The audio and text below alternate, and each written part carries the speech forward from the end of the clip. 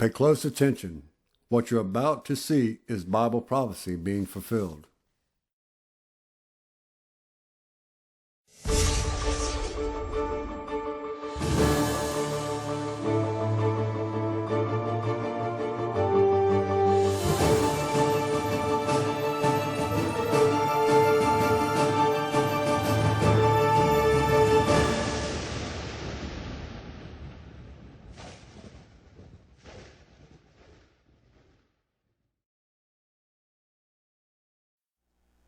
Welcome to another edition of YPN News, bringing you news as it relates to Bible prophecy and foretold by Yisrael Hawkins. Well, we're going to talk a little bit about diseases and pharmaceuticals in our water supplies, which we've talked about in times past. I don't think many people think about and take into consideration what is actually not being filtered out of their city water.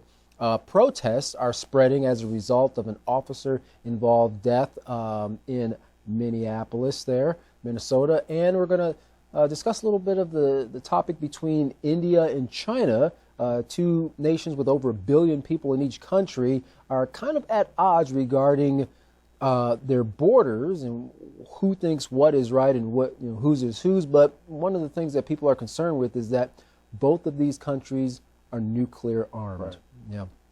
But first, we're going to start out with just how clean is your water? Well, most municipalities sanitize and recycle their city's water, but just how thorough is that cleaning? We'll take a look at this video interview with author Seth Siegel. He wrote a book called Troubled Waters, and this video is courtesy of Full Measure. We're going to take a look at a little bit more on this subject. Scientists have discovered a hard reality when it comes to our everyday drinking water.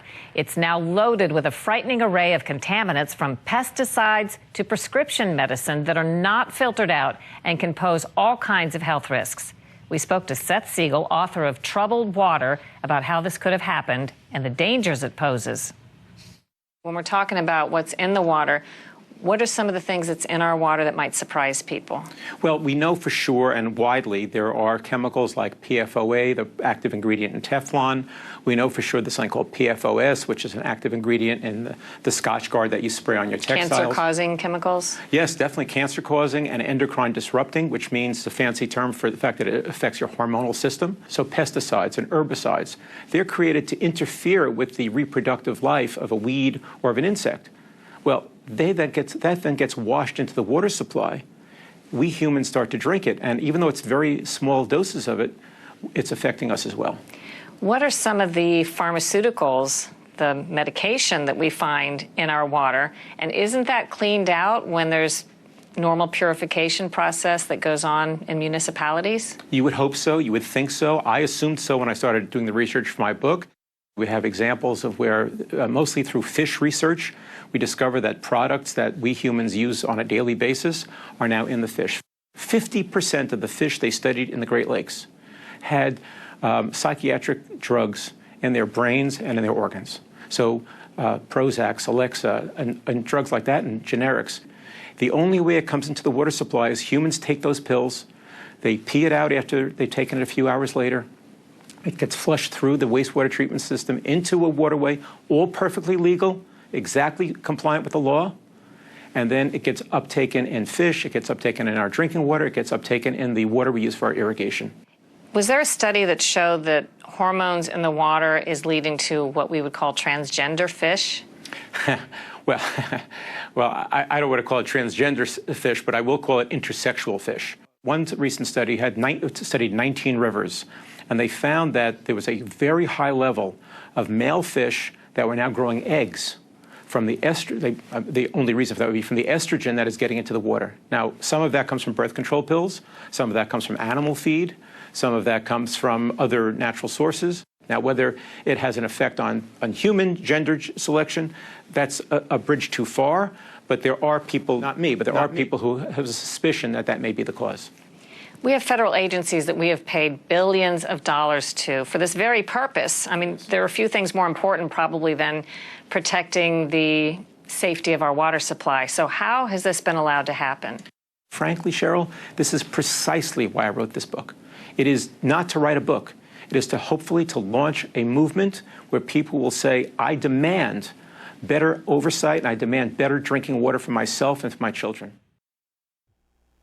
Well, as Mr. Siegel said, not too many people probably are aware of all of that still being in their drinking water, and you would think that they would hope that this would be cleaned out, but bottom line is it's not. Still the pharmaceuticals, a lot of chemicals going in there, and people are consuming it on a daily basis. That's right.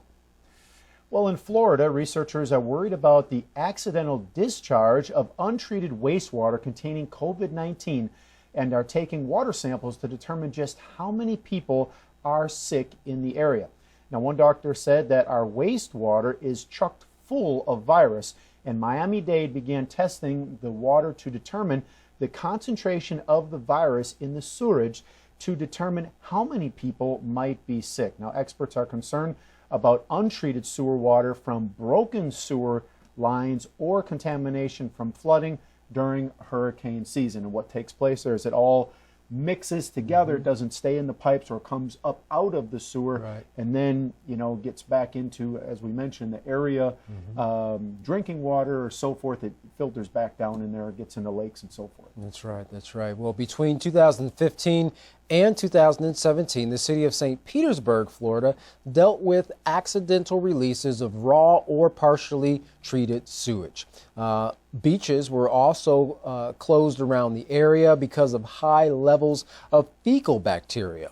COVID-19 now has no problem with the salty environment of the ocean, and along with St. Petersburg, Houston is also testing its water in the same manner. But for now, as long as people infected with COVID-19 use toilets in the city, well, the virus will continue to flow into the wastewater treatment plants and potentially the oceans.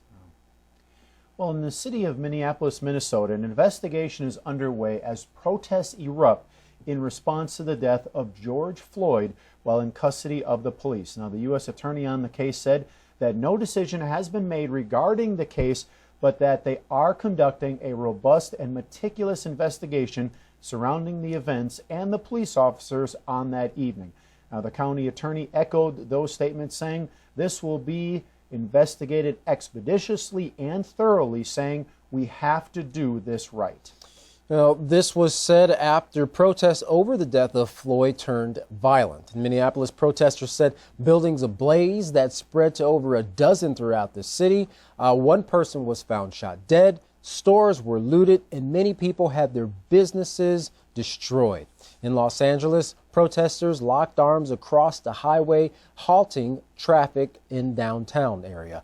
People are outraged over the viral video and images of Floyd on the ground in handcuffs while a police officer kneels on the back of his neck. And in the video, you can actually hear Floyd pleading with the officer, saying, "I can't breathe."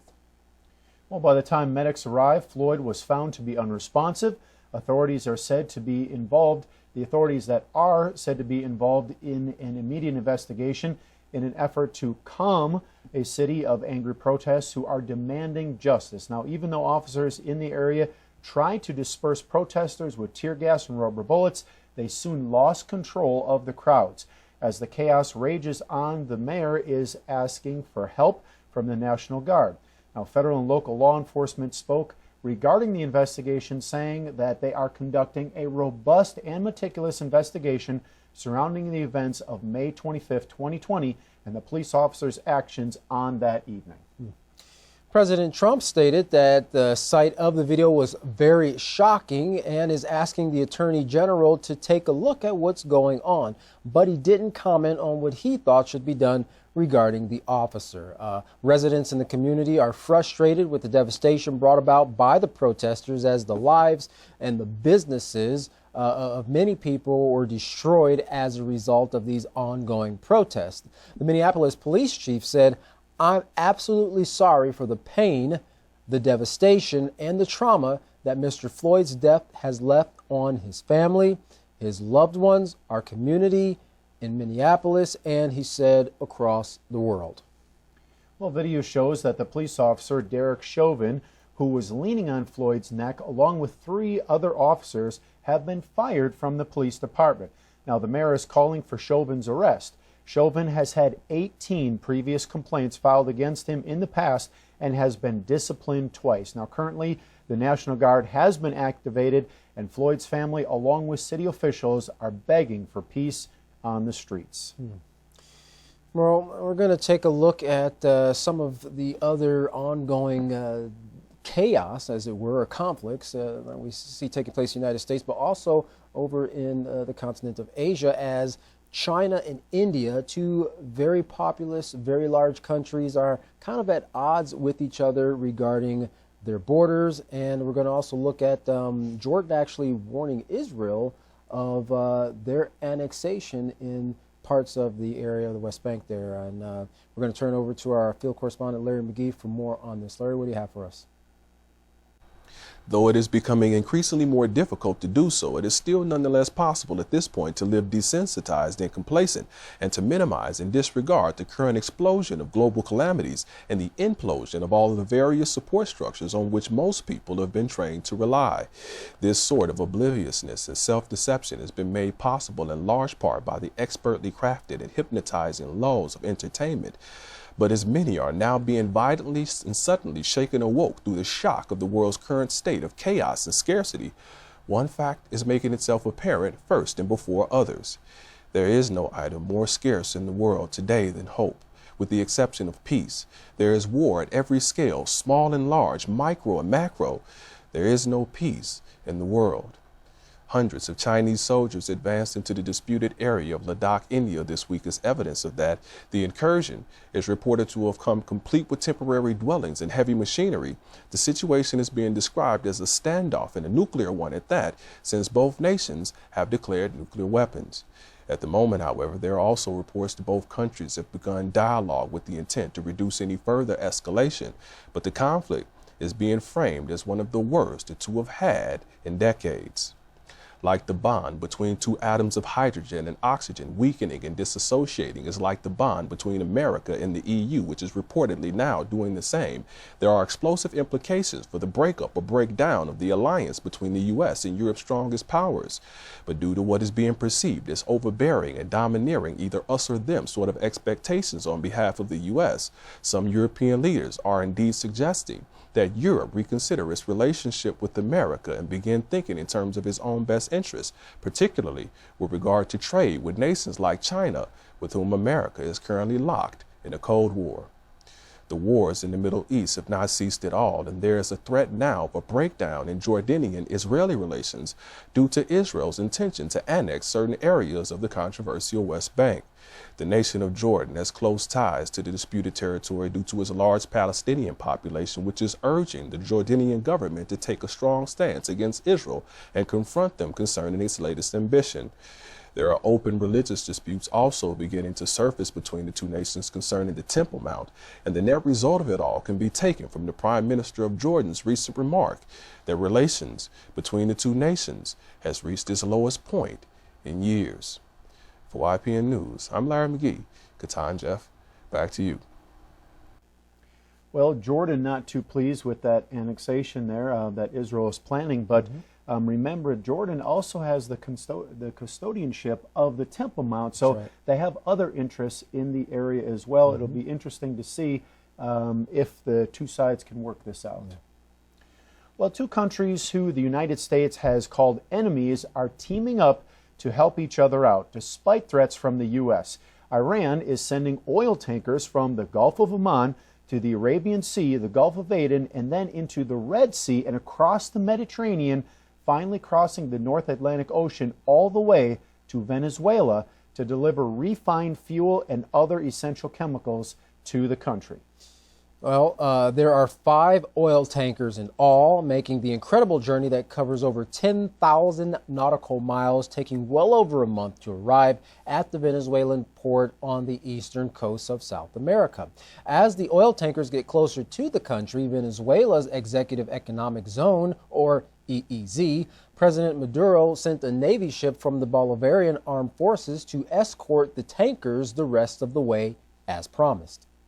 Well, despite threats from the U.S. to stop the tankers from reaching South America, 2 of the oil tankers, the Fortune and the Forest, have made landfall with their cargo intact. Now, many thankful to Iran and the Maduro government for making this bold move, since the country of Venezuela has been experiencing a severe fuel shortage during the U.S. imposed sanctions. And, you know, both those countries have something in common because they both have those sanctions put upon them, which is seriously hurting their economy. So now they're starting to work together and say, hey, maybe we can overcome this. Yeah, and it's a ripple effect with the fuel, because that is a major export for the country, which provides other resources. So as we reported in times past, the people in Venezuela are also suffering with food shortages as well, and they don't even have proper medical care because of these sanctions that have been placed upon them by the United States of America. Well, the 3 remaining ships, named the Petunia, Faxon,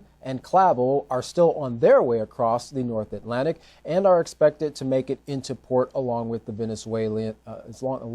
Venezuelan coast in a few days, provided, of course, there is no interference from the United States. Well, one might wonder, why are these two countries going to such great lengths and risks to get refined fuel and chemicals to Venezuela when the South American country has more oil than most other countries in the world?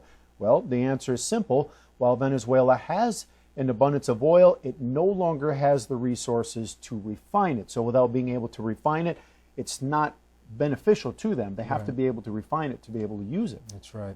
RT's Rick Sanchez interviewed Venezuela's ambassador to the UN, Samuel Moncada, who explained the reason for partnering with Iran, saying, "The Trump administration has threatened and coerced and scared away almost every single international corporation from Venezuela. So they are scared to sell us any kind of equipment, any kind of spare parts to work in our oil industry. So we are not just buying fuel," he said, "we are buying chemical components to start up again our refinery so we will be able to refine our own fuel from now on." Also, having the oil is great, but without a way to refine their oil, it is unusable to the Venezuelan people. While the U.S., through its sanctions, has played a large role in the collapse of the country's oil refining capability, those who oppose the Maduro government say the state oil company was mismanaged and they underinvested in refining oil, which has led to the current local fuel shortage. But regardless of how it got to this point, there is clearly a fuel shortage in Venezuela. And Iran, like the rest of the world's oil producers, have more than they need and they're in need of money to fuel its economy. So this is why the two countries have joined together against the power of the United States, so they can attempt to survive amid threats that the U.S. will not tolerate their partnership.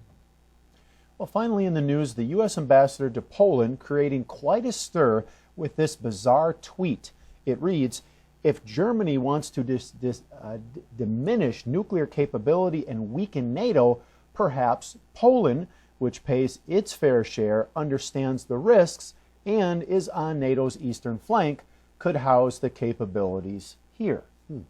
Well, that comment was tweeted by Georgette Mosbacher, who was nominated by President Trump and appointed the U.S. ambassador to Poland back in 2018. She is receiving a lot of backlash for her comment, which seems to throw aside all reasoning and sane judgment to suggest Poland take on the storing of these weapons of mass destruction, as the U.S. likes to call them. Well, numerous experts have been evaluating Mosbacher's tweet. Experts like those at the Brookings Institute, which have said this is a truly bad idea for many reasons. Now, Scott Ritter, a UN weapons inspector, agrees, saying if Poland agreed to this, it would certainly provoke Russia. Now, Ritter was also a U.S. Marine Corps intelligence officer at one point in his career and has written an article on this topic for RT.com. In a recent interview, Mr. Ritter told RT it wasn't just a bad idea, but he said, "It's a horrible idea. First of all, it serves zero deterrent value.